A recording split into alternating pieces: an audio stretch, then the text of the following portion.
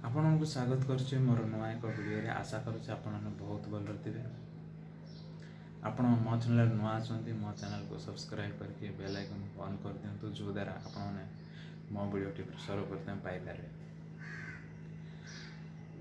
ଆପଣ ଯଦି ଆପଣଙ୍କ ମୋବାଇଲ ସହିତ ସଂଯୋଗ ହୋଇଥିବା ୱାଇଫାଇର ପାସୱାର୍ଡ଼ ଜାଣିବାକୁ ଚାହୁଁଛନ୍ତି, ତେବେ ଭିଡ଼ିଓ ଆରମ୍ଭରୁ ଶେଷ ଯାଏଁ ଦେଖନ୍ତୁ।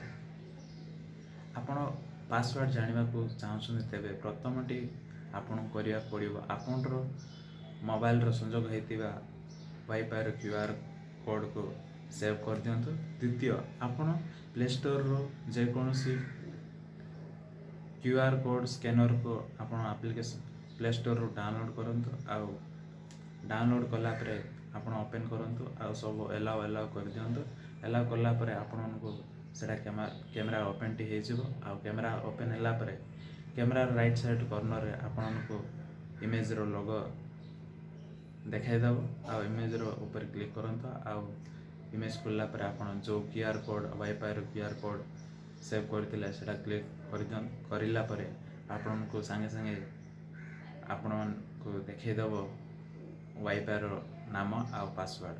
ଏମିତି ଇନଫର୍ମେସନ୍ ନଲେଜ୍ ପାଇଁ ଆଉ ଆଇଡ଼ିଆ ପାଇଁ ଆମ ଚ୍ୟାନେଲକୁ ସବସ୍କ୍ରାଇବ୍ କରିଦିଅନ୍ତୁ, ଆଉ ସେୟାର ମଧ୍ୟ କରିଦିଅନ୍ତୁ। ଲାଇକ୍ ଗୋଟେ ହେଇଯାଉ। ଜୟ ଭାରତ।